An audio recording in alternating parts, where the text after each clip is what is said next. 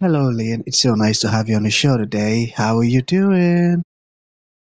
I am doing lovely. It is a sunny day here Hmm.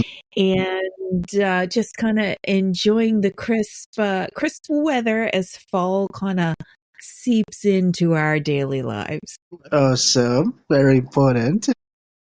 And you see, I am quite excited to have you on the show today, Lynn, for some reasons.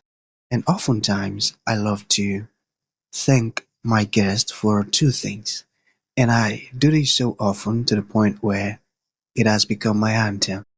So, firstly, Lynn, I want to say thank you so very much for investing in yourself. You see, you are on this platform right now because you did invest it in yourself.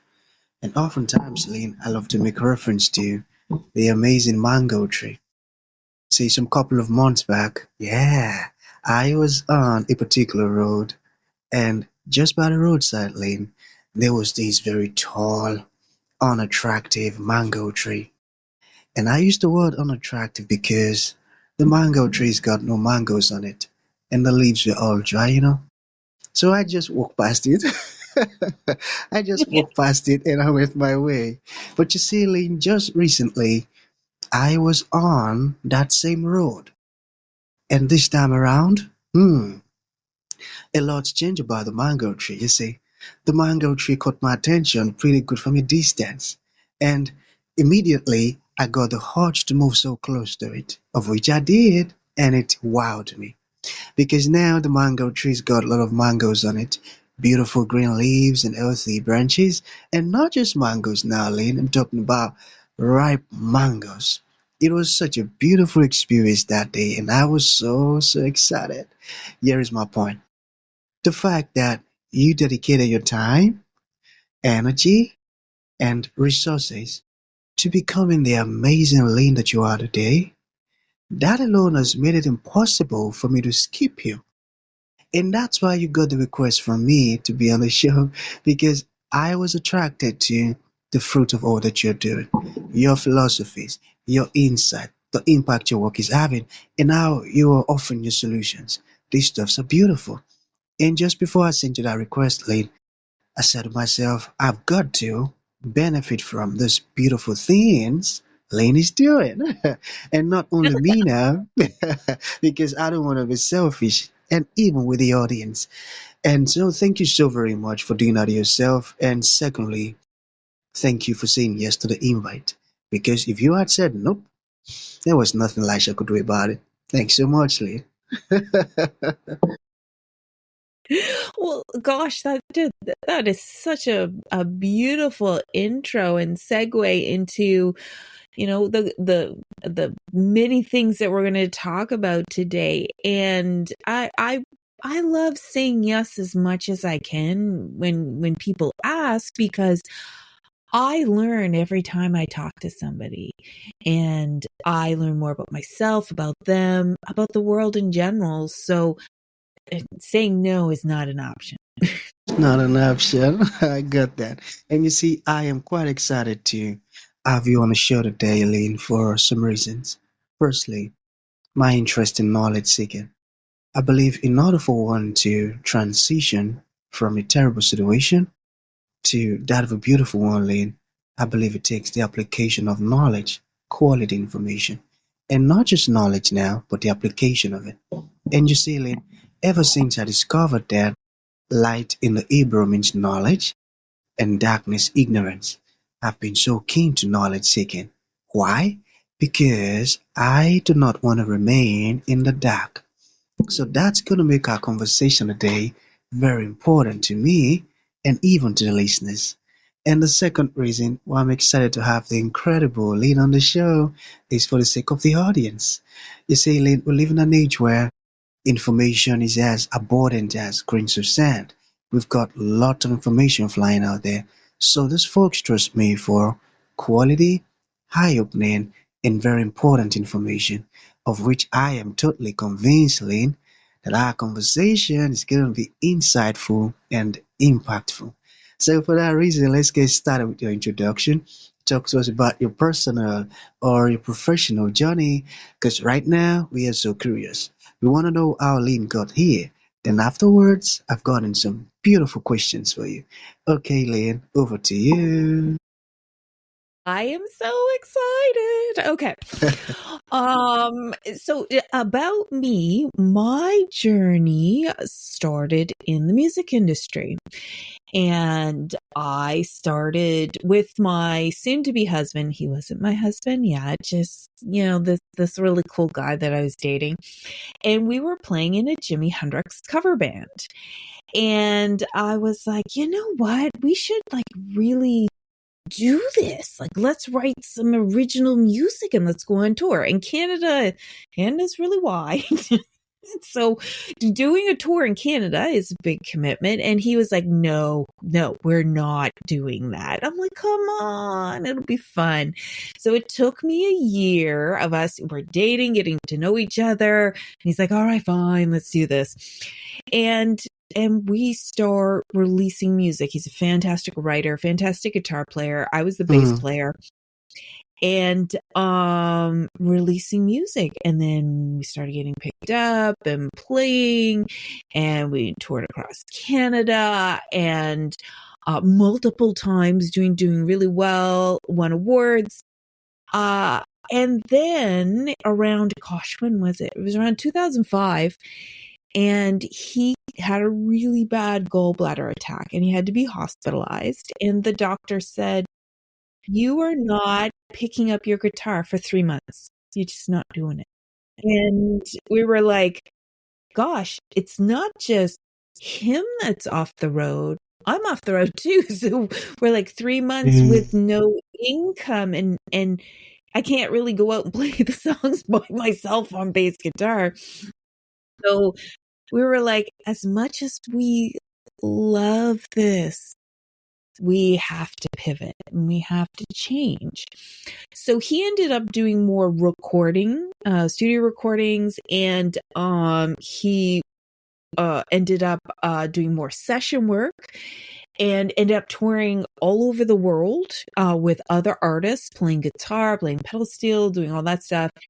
And I was like, what do I know how to do? Um, so I was in charge all the time of the marketing and the promotion and the calling people and getting the interviews organized and the budgets and the administration. So I started calling friends of mine in the industry saying, can I help you out with something? I'll just volunteer. I just need experience. I just want to know what's happening. And that eventually led to my company and the development of what I started doing, which was Cyber PR Army, and doing this marketing, helping companies find their voice. And then as digital became more important, it was digital marketing. And now we're into AI marketing. And he evolved with the music and the sessions and the working for other people, where I evolved in the marketing. So where we started, it's still in our DNA. We're just kind of doing different flavors of it. wow, that's a beautiful one. You see, I love it when husband and wife, they share the same vision. That's a very beautiful one. And thank you for sharing that. And the fact that you kept going, I love that too. Awesome, awesome. So I said that was a beautiful one. I love it when spouse they have this shared vision. And now you were working hand in hand. Wow, that's so sweet. I love that. So you mentioned marketing. Okay, so let's just pick the first question from there. All right. So how can brands market without burnout? And that's the cornerstone of what I talk about quite a bit. And a lot of times, uh, a brand will go all in on everything. So they'll say, we're going to be everything on TikTok and everything on Instagram and everything on Facebook and everything, everything, everything. And they almost become like a marketing manufacturing company. And gosh, here's the thing. If you're making tea, you should make the best tea you have. And the marketing should be a part of what you do, but not every single essence because you got into it because you love tea and you love farming and you love making these tea combinations. It's not that you love making posts on Facebook. So I always tell companies we do an audit for what are they putting out there? How are they burning through their energy? And then the second part is you can say a lot without shouting. And that is to me like it's that expression, less is more. And saying the critical things in a beautiful, thoughtful way can help brands kind of keep their energy without burning it all up. Profound words, and I got that. And now you just informed my perspective in that area. I've got a clap for you. Awesome. So let's talk about emotional intelligence. All right. So why is emotional intelligence a marketing superpower? The big part of it is I end up talking with companies and we start looking through, okay, who's your customer? It's a pretty common question. You sit down, who are you selling to? So let's go back to the tea company. You're making tea. Who are you selling to? A lot of business owners start describing themselves. But guess what? That may not be their customer. So emotional intelligence, understanding who you are, your biases, the things that make you awesome, the things that you need to work on, and being honest and true when you look in the mirror means that when you're looking at your potential customers, you're being more realistic. And for example, I buy green tea from a company in Japan and I just love their tea. It's fantastic. And I saw an ad for actually I have one here. It's like green tea candy Hmm. and candy. All right. But it's to help with allergies. So they looked at their teas and the benefits and created this green tea candy that can help people with very mild, like, you get sniffles around something like dust or something. It actually helps. So they looked past themselves being makers of this beautiful tea and maybe wanting it to be in high level refined tea services and went, you know what? Let's just talk about this tea and how it helps allergies. So they stepped out of themselves and that became their superpower to connect with a whole group of people. So now I love green tea. I buy these candies. My mom hates tea. She will not drink tea. If it was the last thing to drink in the world, she'd be like, that's it. I'm done for it. No tea for me. But she does have a lot of health problems and she can't take medications and she has allergies. So it was like, hey, mom, let's just try this little green tea candy. So here she is, not a green tea lover. She would not fall in any kind of green tea drinking persona, but she buys a bag every couple months so that she has it on hand when the allergy symptoms get out of control. So that emotional intelligence, understanding that their tea drinkers and their users of their tea product are even more diverse than they could ever imagine. That's their superpower because now they're selling to a group that doesn't drink tea. I love it. I love it too, I tell you. And wow, thank you so very much for that explanation. You see, you're such a great explainer, Lynn. And now we're getting quality information for free. Wow. Awesome, awesome. Okay, so what about this one? What does stop hustling and start contextualizing really mean? Uh, a lot of people think if they're busy, they must be getting ahead. If you work 18 hours a day on your business, then you must be 18 hours ahead on everything. But like you can get down the rabbit hole of just diving into places that don't need your energy.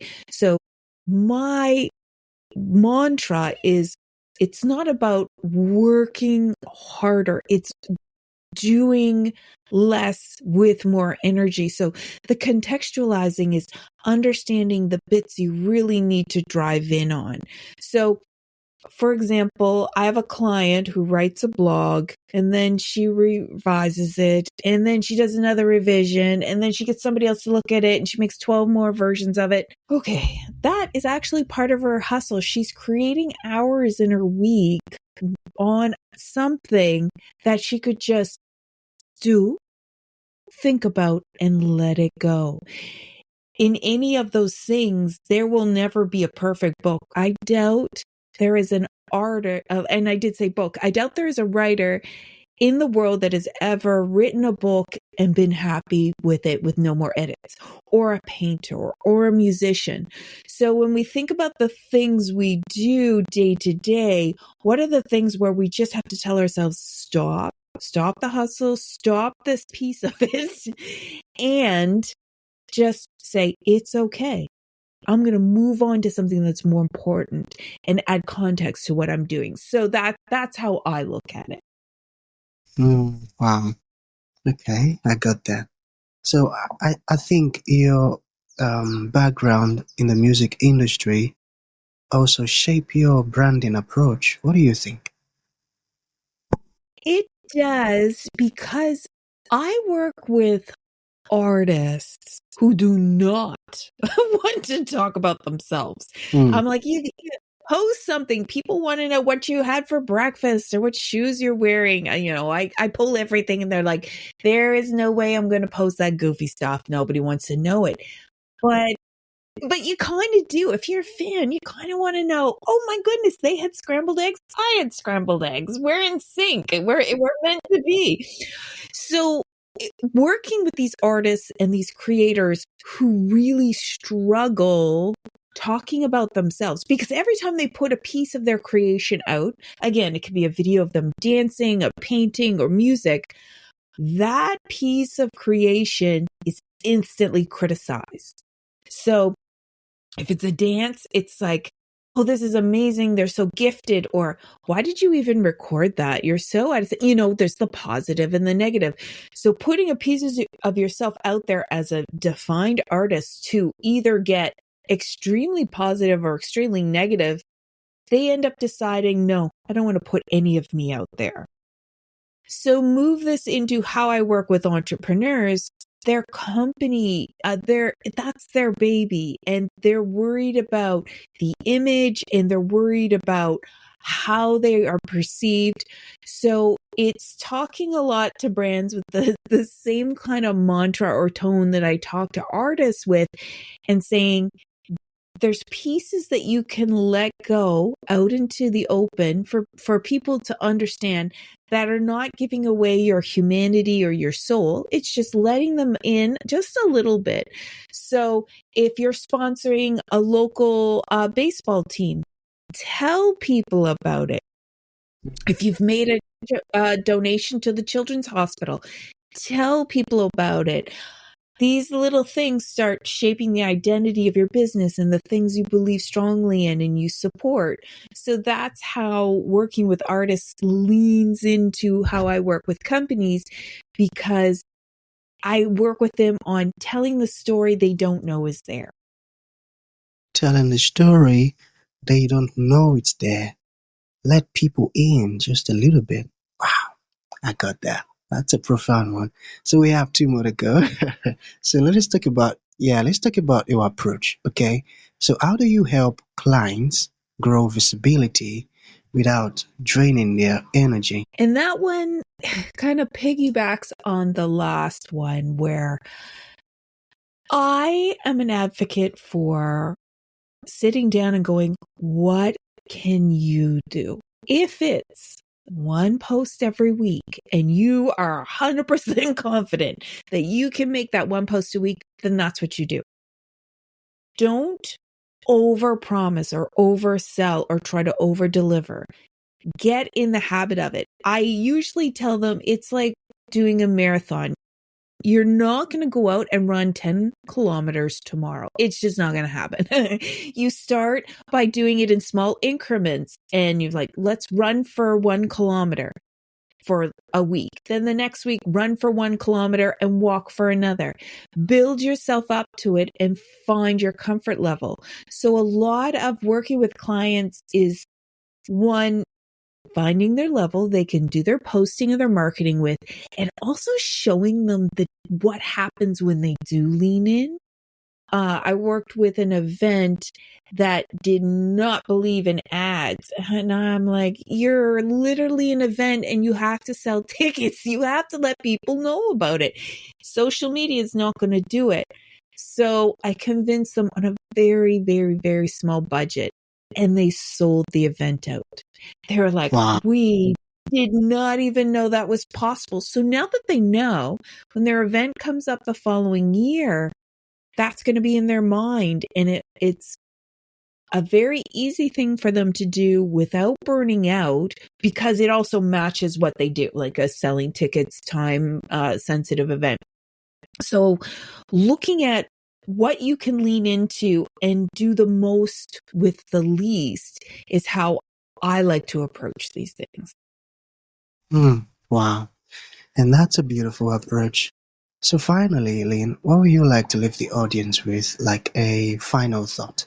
And to those folks who like to reach out to you, learn more about the wonderful stuff you're doing, or maybe they even need your, advice, your services, or ask you questions. How can that be possible? For something that I live by is a very, very small expression. So, and you may have heard it before. It is fall down 7 times, get up 8. And it's a Japanese expression.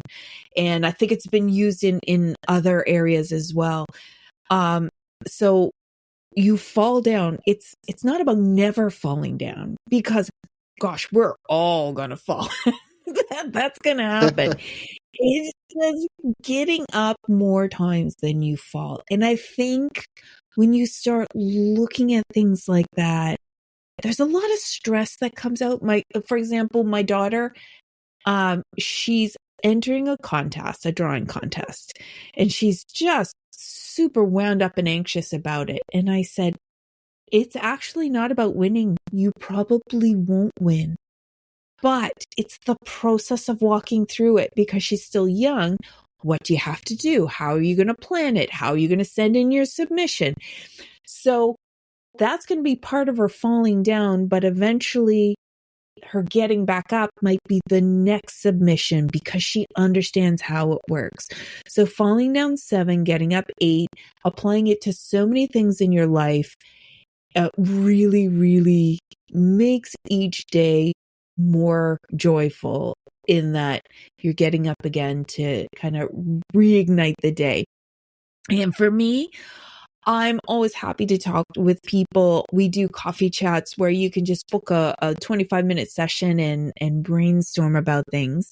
And you can find it all on my website, cyberprarmy.com/The Castle.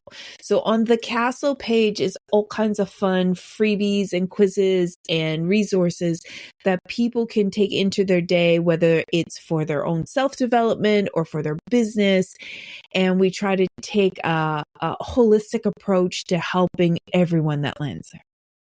Beautiful. You also do have a podcast, so how can we find it? Yes, I do. My podcast is called A Marketing State of Mind. So you can go to amarketingstateofmind.com or look it up on Spotify or Apple or YouTube. And they're just quick little things that I think about. And they're 5 or 6 minutes, and sometimes they're interviews. And it's how to look at yourself and your business and being a leader differently. And in the end, I want people who listen to it to go, gosh, I'm doing okay. I'm doing okay. And that to me is success. Success, got that. So that's going to be the end of the show, Lynn. Thank you for coming, and thank you for sharing this beautiful stuff with us. I tell you, it means a whole lot. Thank you. You're welcome.